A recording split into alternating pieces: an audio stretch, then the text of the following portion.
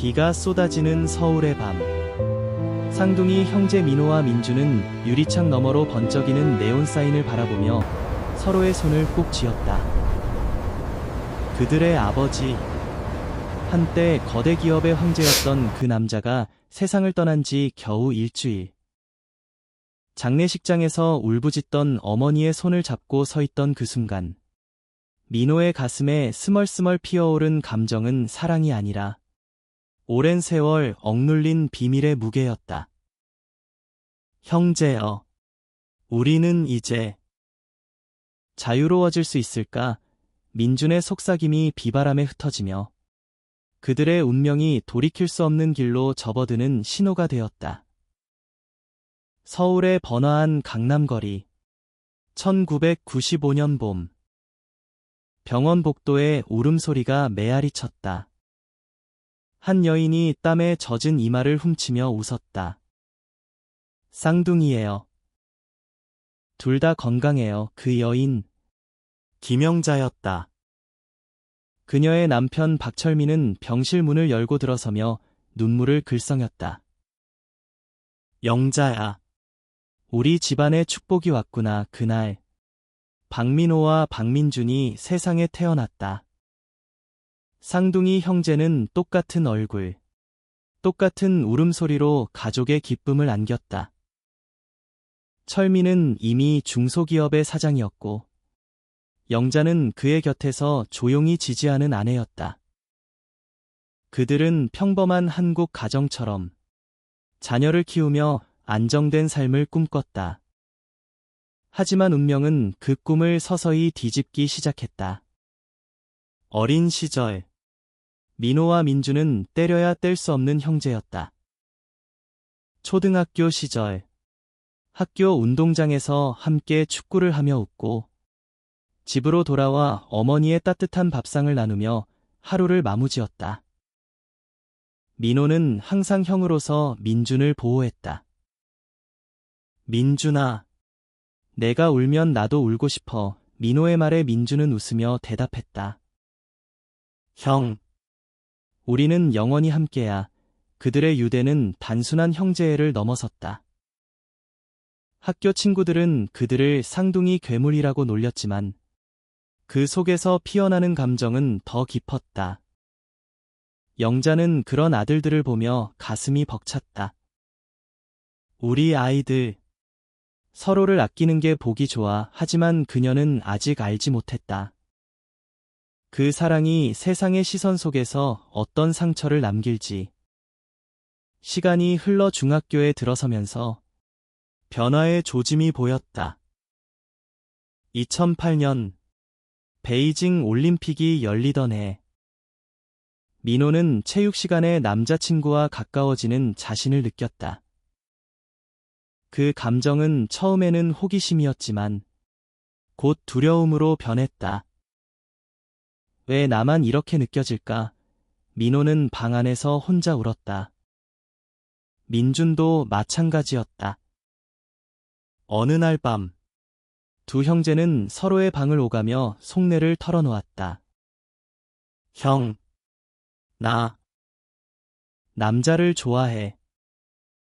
이상한가 봐. 민준의 고백에 민호는 놀라지 않았다. 오히려 안도했다.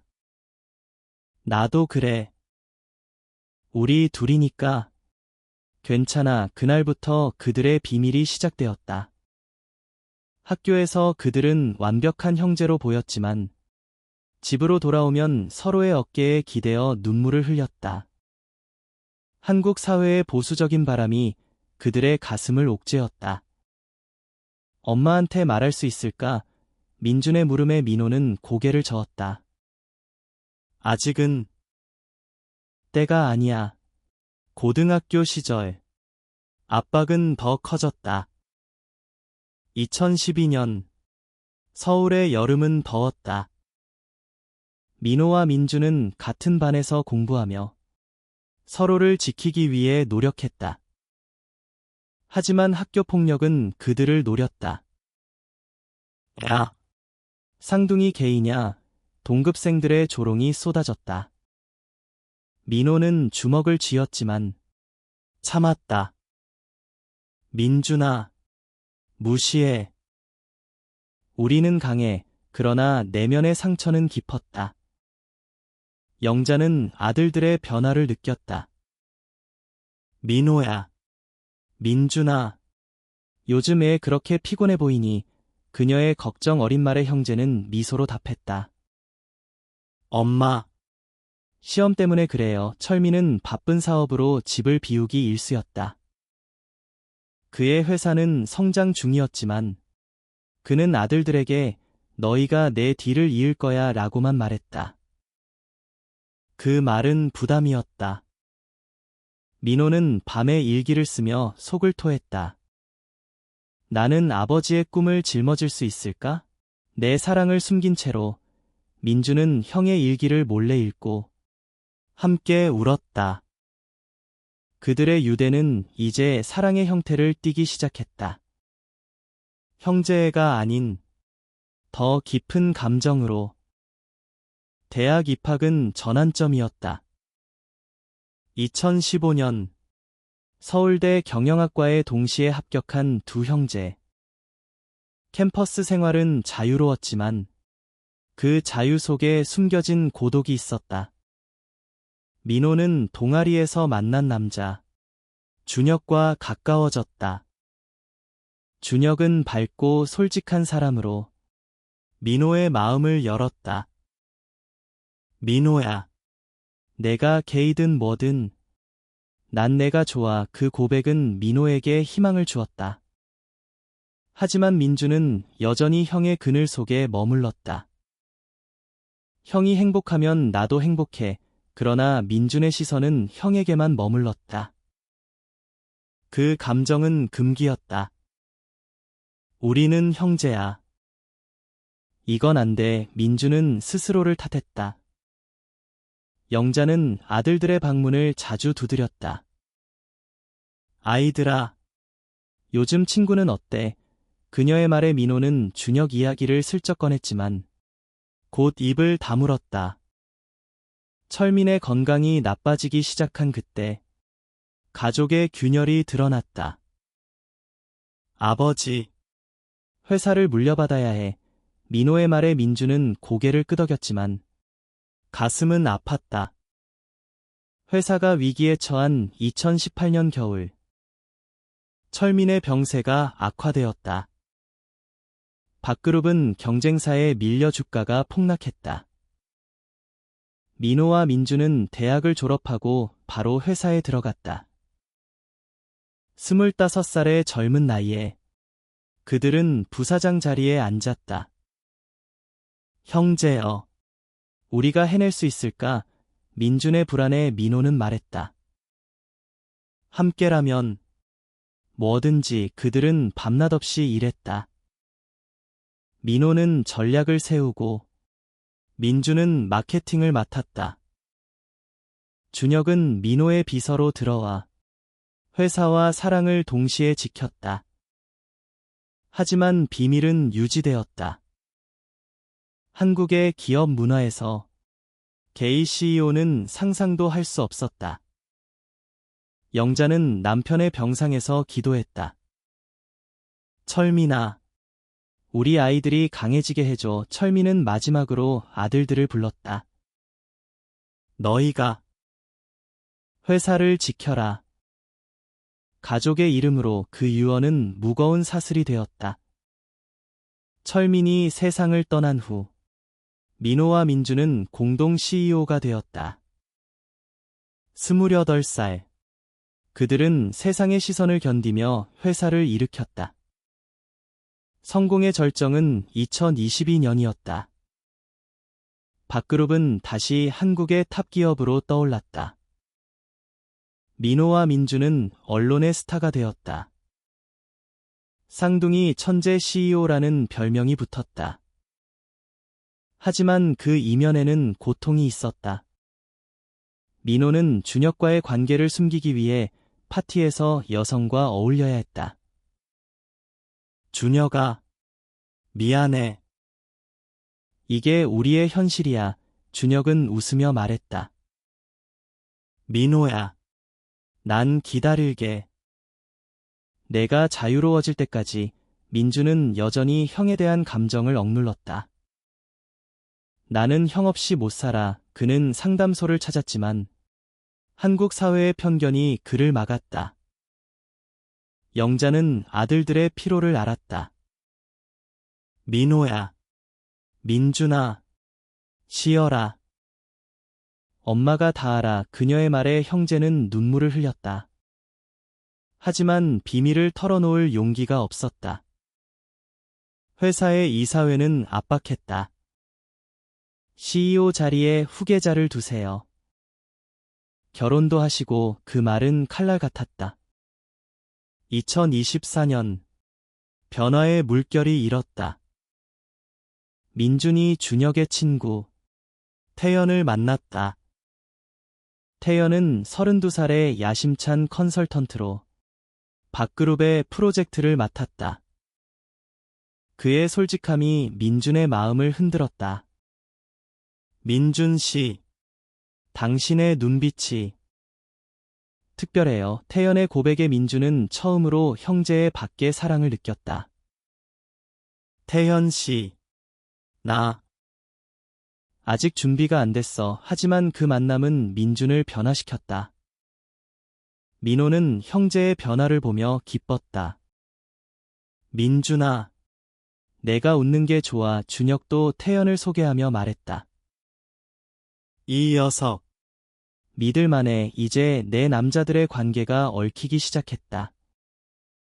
영자는 그 변화를 지켜보았다. 그녀는 남편의 유품 속에서 옛 일기를 발견했다. 철민이 젊었을 때의 고민. 나는 내 감정을 숨겨야 했어. 라는 글. 철민아, 우리 아이들도 비슷한 고통을 겪고 있구나. 영자는 결심했다. 아들들을 자유롭게 해주리라. 비가 그친 새벽, 박그룹 본사에서 이사회가 소집되었다.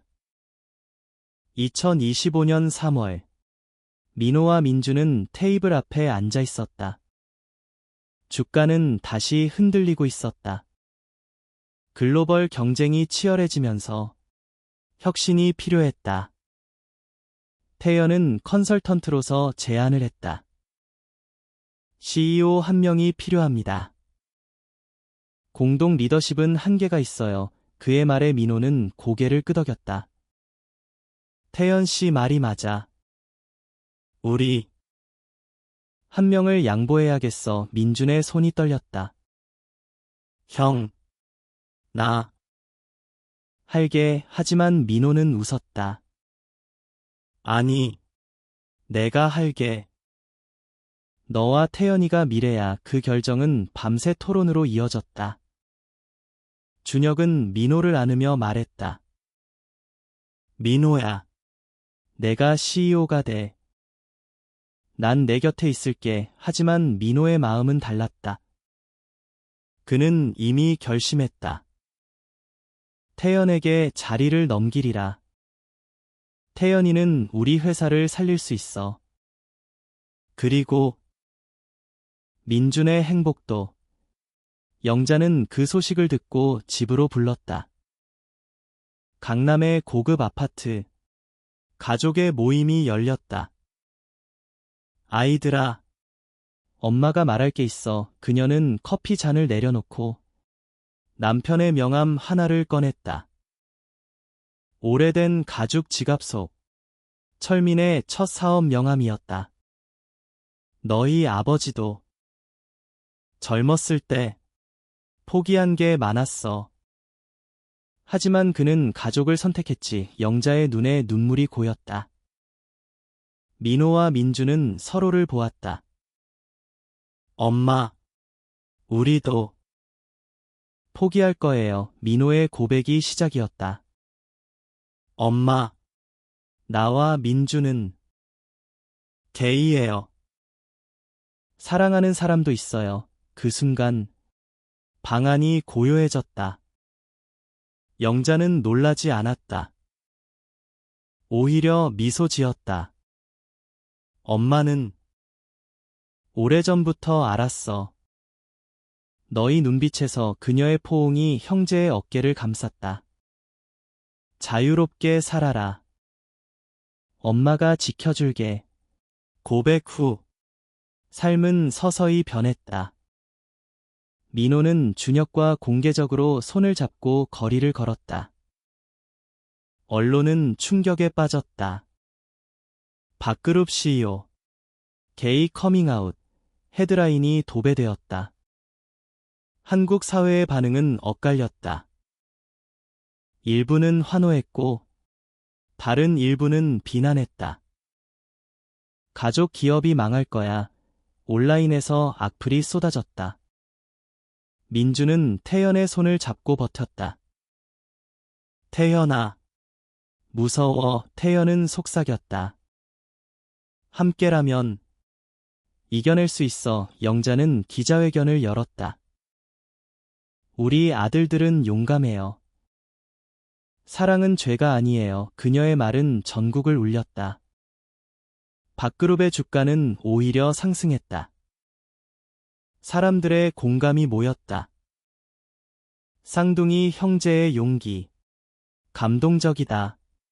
하지만 도전은 끝나지 않았다. 이사회에서 반대가 터졌다.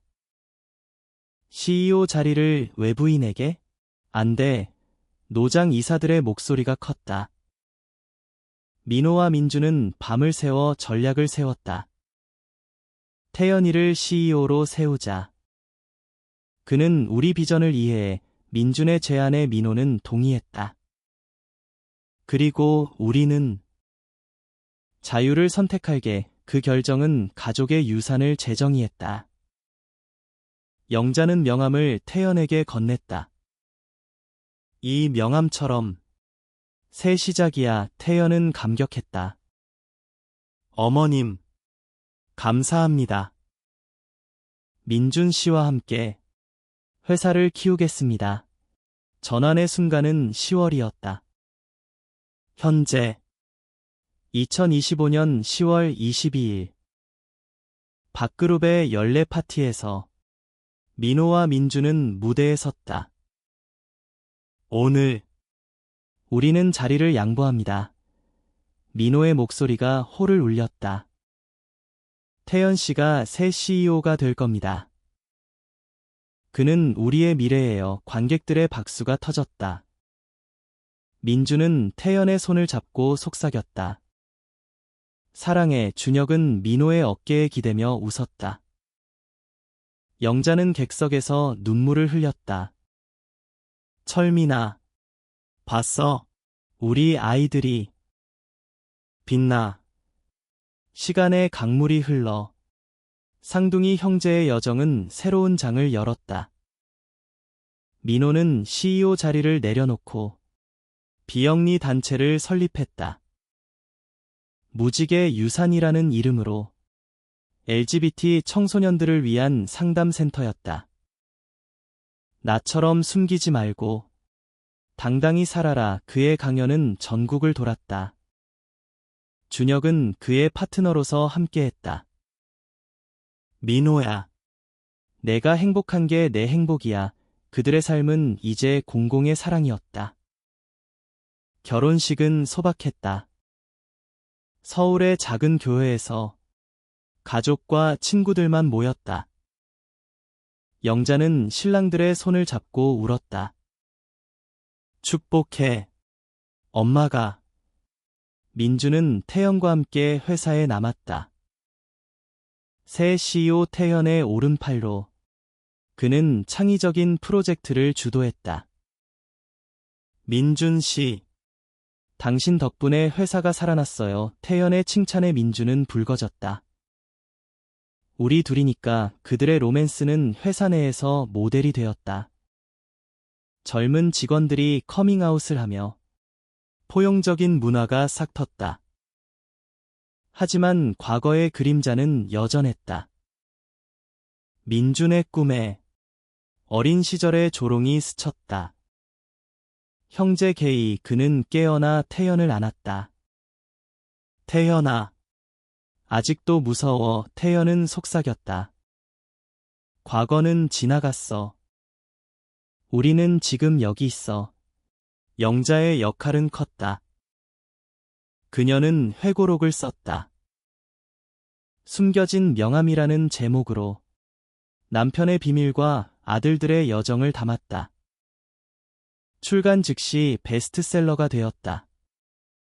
한국 어머니의 용기, 감동, 리뷰가 쏟아졌다. 영자는 인터뷰에서 말했다. 사랑은 혈연을 초월해요. 우리 가족처럼 그녀의 말은 사회를 변화시켰다. LGBT 권리 운동이 활발해졌다. 민호와 민주는 어머니의 책을 읽고 울었다. 엄마, 고마워. 당신 덕분에 우리가 여기 있어. 겨울이 다가오던 2026년. 가족 여행이 있었다. 제주도의 푸른 바다 앞에서 내 남자와 영자가 모였다. 이게 우리의 행복이야. 민호의 말에 모두가 웃었다. 하지만 삶은 완벽하지 않았다. 민호의 센터에 위협이 닥쳤다. 보수단체의 시위가 벌어졌다. 변태들을 막아라. 플래카드가 흔들렸다. 민호는 두려웠지만 서 있었다. 우리의 목소리를 들려주자. 준혁과 함께 그들은 기자회견을 열었다. 공감의 물결이 일었다. 유명인사들이 지지했다.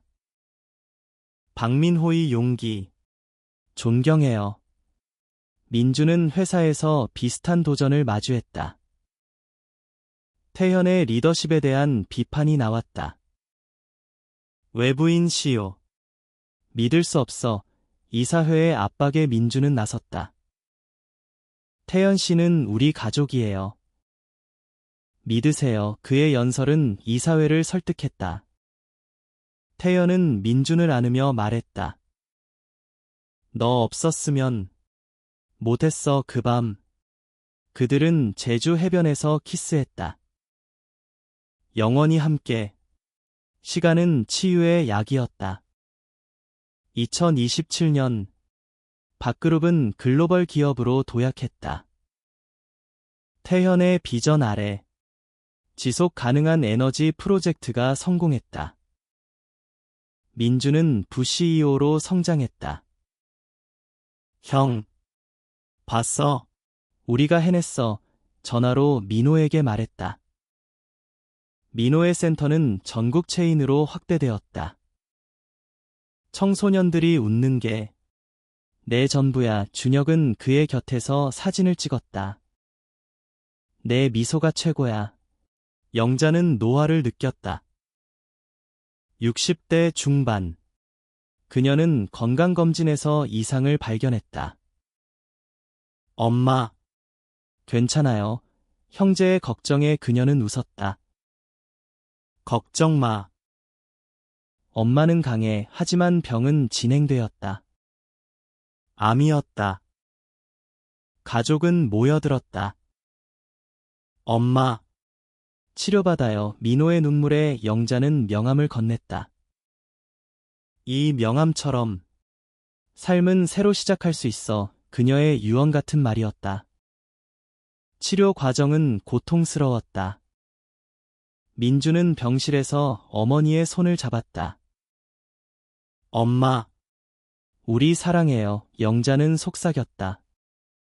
너희가 엄마의 자랑이야. 치료 중. 영자는 회고했다. 철민아, 나는 후회 없어.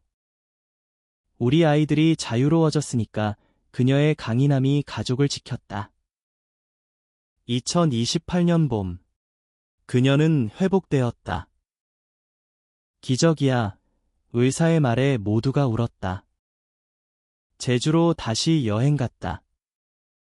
바다 앞에서 영자는 말했다. 이제 너희 차례야. 삶을 살아라. 민호와 민주는 서로를 안았다. 형제여, 영원히. 하지만 시련은 또 왔다. 2029년 경제 위기. 밥그룹이 흔들렸다. 태연은 위기에 처했다. 민준아, 내가 실수했어. 그의 절망에 민준은 말했다. 함께 이겨내자. 아버지의 정신으로 민호도 센터를 위해 자금을 모았다. 준혁아, 도와줘. 준혁은 후원 캠페인을 벌였다. 가족의 유대가 위기를 넘겼다. 회사는 살아났고 센터는 더 강해졌다.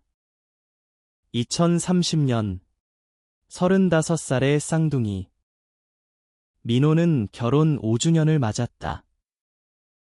준혁아, 사랑의 파티에서 말했다. 민준과 태연도 동거우년.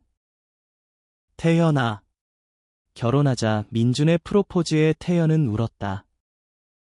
그래, 영원히 법이 바뀌었다. 한국에서 동성결혼이 합법화되었다. 영자의 노력 덕분이었다. 엄마의 꿈이 이뤄졌어. 시간의 흐름 속에서 쌍둥이 형제는 성숙했다. 2032년 민호의 센터가 국제상을 받았다. LGBT 권리의 선구자라는 칭찬. 그는 강연에서 말했다. 사랑은 선택이 아니에요. 숨길 게 아니에요. 청중의 박수가 터졌다. 준혁은 그의 손을 잡고 서 있었다. 내가 내 영웅이야. 민준은 태연과 결혼했다. 소박한 결혼식에서 영자가 주례를 섰다. 오늘 두 사람이 하나가 되어 사랑의 힘으로 눈물이 흘렀다. 회사 직원들이 축하했다. 시우님, 부시우님, 행복하세요. 포용의 문화가 뿌리내렸다. 하지만 민준의 내면은 여전했다. 태연아, 가끔 형을 생각해. 태연은 이해했다. 형제애는 변하지 않아. 그게 내 힘의 원천이야. 영자는 손녀를 기다렸다. 아니, 손자를. 준혁과 민호가 입양을 했다. 5살 소년, 지훈. 할머니, 지훈의 웃음소리가 집을 채웠다. 영자는 지훈을 안고 말했다. 너처럼 세상이 더 따뜻해지길. 가족의 모임은 매주 열렸다. 제주가 아닌 서울의 공원에서. 이게 우리의 유산이야. 2035년 위기가 다시. 민호의 센터의 테러 위협. 극우 단체의 공격. 위험해. 준혁의 외침에 민호는 물러서지 않았다. 포기하면 모든 게 끝나. 경찰의 보호 아래 그는 계속했다. 시위대와 대면했다. 증오가 아닌 이해를 선택하세요. 그의 말은 미디어를 타고 퍼졌다. 변화의 물결. 단체는 해체되었다. 민준은 회사에서 혁신을 이끌었다. AI 프로젝트로 밥그룹은 세계 1위. 태연아, 내 덕분이야. 태연은 웃었다. 우리 둘이야. 하지만 태연의 건강이 나빠졌다. 과로로 쓰러졌다. 민준아, 미안. 병상에서 말했다. 민준은 울었다. 쉬어. 내가 지킬게. 회복 후 태연은 은퇴를 선언했다. 민준아, 이제 내 차례야. 2037년 민준이 CEO가 되었다. 형, 나 해낼 수 있을까? 민호에게 물었다. 당연하지. 너는 강해. 민호의 격려에 민준은 자신감을 얻었다. 회사 직원들은 환영했다. 쌍둥이 중 후계자. 멋져요. 그의 리더십은 부드러웠다. 다양성을 강조했다. 모두가 소중해요. 민호는 지훈을 키우며 평화를 느꼈다. 아빠. 왜 두 아빠가 있어? 지훈의 질문에 민호는 웃었다. 사랑이 두 배니까. 준혁은 지훈에게 피아노를 가르쳤다. 음악처럼. 삶은 좋아야 가족의 일상은 따뜻했다. 영자는 70대가 되었지만 활기찼다. 아이들아, 엄마의 명함처럼 작은 게 큰 변화를 만들어요. 하지만 상실이 왔다. 2038년 준혁의 어머니가 돌아가셨다. 민호야. 가족의 아픔이야. 준혁의 슬픔에 민호는 곁을 지켰다. 함께 이겨내자. 장례식에서 영자가 준혁의 어머니를 추모했다. 당신의 아들도 우리 가족이에요. 그 말은 준혁의 상처를 치유했다. 민주는 CEO로서의 압박을 느꼈다. 글로벌 분쟁으로 회사 위기. 포기할 수 없어. 그는 형에게 조언을 구했다. 민호야. 어떻게 버텨? 민호는 말했다. 내면의 목소리를 들어라. 사랑의 힘으로 민주는 직원들과 대화했다. 함께라면 이겨요. 위기를 넘겼다. 2040년 쌍둥이 45살. 회고의 시간. 민호와 민주는 산책로에서 만났다. 형제여. 후회 없어. 민준의 물음에 민호는 고개 저었다. 이게 우리의 길이야. 그들은 어머니의 집으로 갔다. 영자는 여전히 강했다. 너희가 엄마의 자랑. 태연은 은퇴 후 예술을 시작했다. 그림으로 감정을 표현했다. 민준아, 이 그림 너야. 민주는 감동했다. 지우는 대학생이 되었다. 아빠들, 고마워. 나도 용기 배웠어. 그는 활동가로 나섰다. 시간은 순환했다. 2042년 영자의 건강이 다시 나빠졌다. 엄마, 쉬세요. 형제의 말에 그녀는 웃었다. 엄마의 시간은 충분해. 그녀는 유언을 남겼다. 사랑으로 살라. 명함처럼. 연결로. 2043년 봄. 영자는 평화롭게 떠났다. 장례식은 전국적이었다. 한국의 어머니. 영원히 그녀의 책이 재판되었다. 상실의 아픔 속. 가족은 뭉쳤다. 민호는 센터를 영자센터로 바꿨다. 엄마의 유지를 이어요. 민주는 회사재단을 설립했다. 사회공헌으로 엄마를 기려요. 태현의 그림 전시회가 열렸다. 어머님께 바칩니다. 준혁은 지훈과 함께 음악회를 열었다. 2045년 쌍둥이 신살. 민호는 은퇴를 선언했다. 이제 쉬고 싶어. 준혁과 세계 여행. 민호야. 우리의 모험이야. 민주는 CEO로 남아 후계자를 키웠다. 태연아. 내가 가르쳐줘. 태연은 웃었다. 기쁘네. 지훈의 결혼. 그는 남자와 할머니의 축복처럼 가족이 모였다. 사랑이 이어지네. 민호의 말에 모두가 울었다. 2047년 최종 변화. 한국 사회가 완전히 변했다. LGBT 권리가 보편화. 쌍둥이 형제는 증언자로 불렸다. 우리의 여정. 모두의 이야기 책을 썼다. 베스트셀러. 마지막 장 2050년 서울의 하늘은 맑았다. 민호와 민주는 한강 다리에서 만났다. 형제여. 55살이야. 민준의 웃음에 민호가 대답했다. 아직 젊어. 삶은 계속되지. 그들은 손을 잡고 걸었다.